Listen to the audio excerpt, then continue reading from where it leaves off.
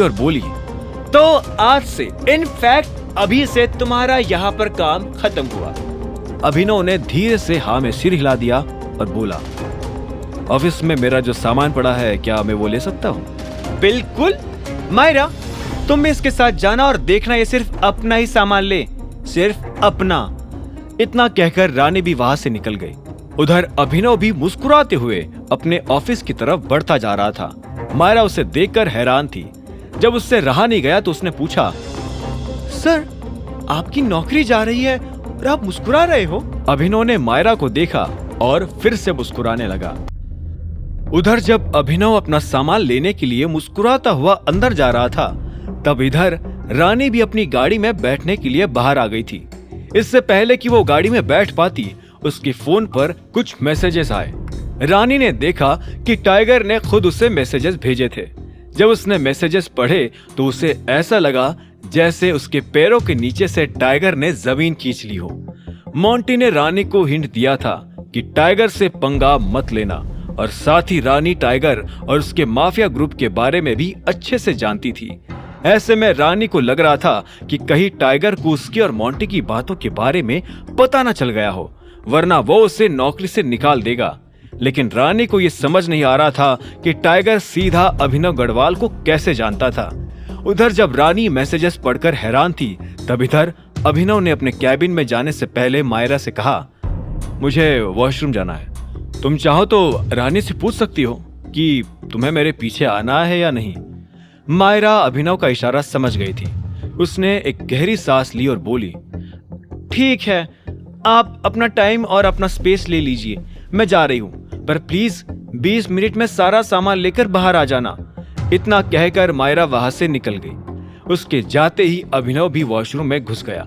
वो कोई रिस्क नहीं लेना चाहता था। अंदर जाते ही उसने रानी को फोन मिला दिया। रानी जैसे फोन पर ही बैठी थी, उसने तुरंत फोन उठाया और कांपती हुई आवाज में बोली, यस सर। मैंने सुना है तुमने अभी अभी अभिनव को नौकरी से निकाल दिया, ये बात सही है क्या? अभिनव के सवाल का रानी से कोई जवाब देते नहीं बना। उसे समझ नहीं आ रहा था कि उसे कहना क्या है। उसने गहरी सांस ली और बोली, हाँ सर, मैंने उसे निकाला है, पर बात ऐसी थी कि विड्रॉ योर ऑर्डर्स। इससे पहले कि रानी अपनी बात पूरी कर पाती, अभिनव ने उसकी बात बीच में काटते हुए कहा, लेकिन सर आप जानते नहीं हैं अभिनव किस तरह का आदमी है। आप जैसा सोच रहे हैं वो वैसा बिल्कुल नहीं है। उसने हमारी कंपनी का मैनेजर बनने की एक भी क्वालिटी नहीं है, और मैनर्स तो बिल्कुल भी नहीं है। तुम होती कौन हो किसी को कैरेक्टर सर्टिफिकेट देने वाली? तुम खुद हो क्या सेक्रेटरी बनने की लायक?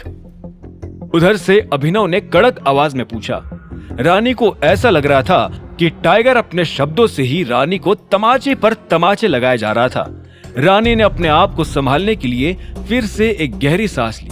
उसके चेहरे पर उसकी घबराहट साफ नजर आ रही थी। इससे पहले कि वो कुछ कह पाती, अभिनव ने कहा, मैं जो कह रहा हूं उसे ध्यान से सुनो, दोबारा नहीं कहूंगा। अगर अभिनव की नौकरी गई तो समझो तुम्हारी भी नौकरी गई। इस कंपनी में अभिनव के साथ जो होगा वो सब तुम्हारे साथ भी होगा, समझे? रानी ये सुनते ही हैरान हो गई और बोली, पर बॉस। रानी, अभिनव को इस कंपनी में मैंने भेजा है अपना रिप्रेजेंटेटिव बनाकर। अगर तुम उससे बात कर रही हो तो समझ लो कि मुझसे बात कर रही हो। अगर उसको गाली दे रही हो तो समझ लो कि आई होप तुम इतनी समझदार तो हो। अब अगर खुद से प्यार करती हो तो अभिनव से भी प्यार करो and make his life easy. Dismiss. Abhinav ने कहा और बिना रानी का जवाब सुने ही फोन काट दिया। फोन कटने पर रानी की जान में जान आई, क्योंकि उसे खुद समझ नहीं आ रहा था कि वो टाइगर के हुक्म के आगे क्या कहे। उधर रानी पसीना पसीना हो गई थी और इधर अभिनव मस्ती से मुस्कुरा रहा था। वो फ्लश करके टॉयलेट से बाहर आया और उसने कैबिन से अपना सूटकेस उठा लिया। मायरा बाहर ही खड़ी थी। अभिनव जब उसे मिला तो उसने देखा कि मायरा के चेहरे पर उदासी थी। उसने फीकी आंखों से अभिनव को देखकर कहा, I am sorry Abhinav sir.